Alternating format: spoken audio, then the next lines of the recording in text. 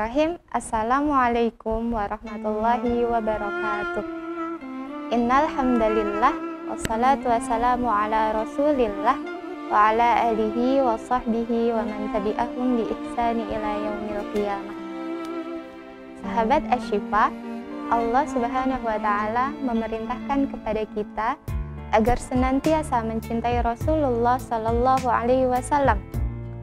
Allah berfirman dalam Quran surat Al-Imran ayat 31, A'udzu billahi minasyaitonir rajim. Bismillahirrahmanirrahim.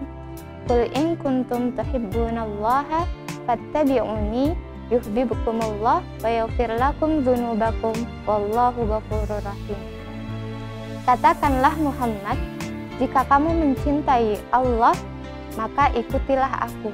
Niscaya Allah mencintaimu dan mengampuni dosa-dosamu. Sungguh Allah Maha Pengampun lagi Maha Penyayang.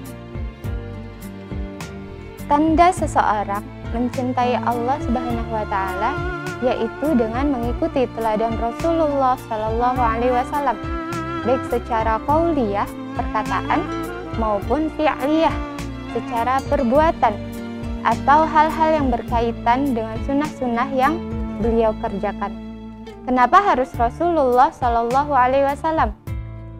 Dijelaskan dalam Quran surat Al-Ahzab ayat 21. A'udzu billahi minasyaitonir rajim.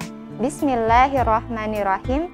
Laqad kana fi Rasulillahi uswatun hasanah liman kana yarjullaha wal yaumil akhir wa dzakarallaha katsiran. Sungguh telah ada pada diri Nabi Muhammad Shallallahu alaihi wasallam suri tauladan yang baik bagimu, yaitu bagi orang yang mengharapkan rahmat Allah dan kedatangan hari kiamat, dan juga orang yang banyak mengingat Allah Subhanahu wa taala.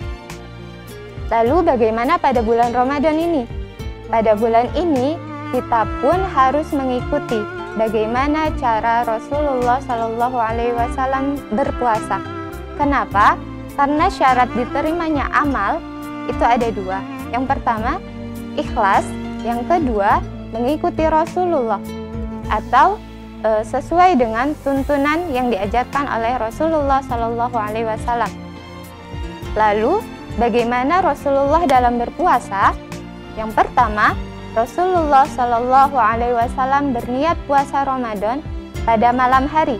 Barang siapa yang tidak berniat puasa Ramadan pada malam hari, maka tidak ada puasa baginya. Hadis riwayat Abu Daud. Yang kedua, Rasulullah Shallallahu alaihi wasallam mengawali puasa dengan sahur. Sahurlah karena dalam sahur terdapat keberkahan. Jadi bagi orang-orang yang sahur bukan hanya mendapati perut yang kenyang, melainkan keberkahan dari Allah Subhanahu wa taala. Dan sunnahnya yaitu dengan mengakhirkan sahur. Yang ketiga, Rasulullah Shallallahu alaihi wasallam memperbanyak amal ibadah di bulan Ramadan.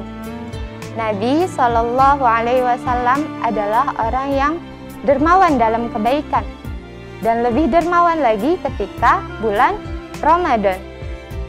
Kenapa? Karena keutamaan bulan Ramadan menjadikan segala amal perbuatan, amal yang baik tentunya menjadi hal yang utama pula. Dan pada bulan Ramadan, segala amal perbuatan dilipat gandakan balasannya. Kemudian yang keempat, Rasulullah Shallallahu alaihi wasallam menganjurkan kepada kita untuk menyegerakan berbuka. Rasulullah Shallallahu alaihi wasallam mencontohkan berbuka dengan rutob atau kurma basah. Jika tidak ada rutob, Rasulullah berbuka dengan tamr atau kurma kering. Jika tidak ada keduanya, Rasulullah berbuka dengan minum air dengan beberapa tegukan. Rasulullah Shallallahu alaihi wasallam juga mengingatkan kepada kita bahwa puasa itu bukan hanya menahan makan dan minum, melainkan juga menahan diri kita dari perkataan yang kotor lagi tidak bermanfaat. Jika ada seseorang yang mencelamu atau berbuat usil kepadamu, maka katakanlah, aku sedang puasa, aku sedang puasa. Hadis riwayat Ibnu Majah. Jadi, orang yang berpuasa bukan hanya sekedar menahan haus dan lapar, melainkan menahan diri dari segala apa yang dilarang Allah dan dari segala apa yang tidak bermanfaat bagi diri kita. Semoga dengan mengetahui bagaimana Rasulullah dalam berpuasa, kita bisa meneladani beliau dan semoga kelak di akhirat kita dapatkan syafaat beliau. Wallahu a'lam. Wassalamualaikum warahmatullahi wabarakatuh.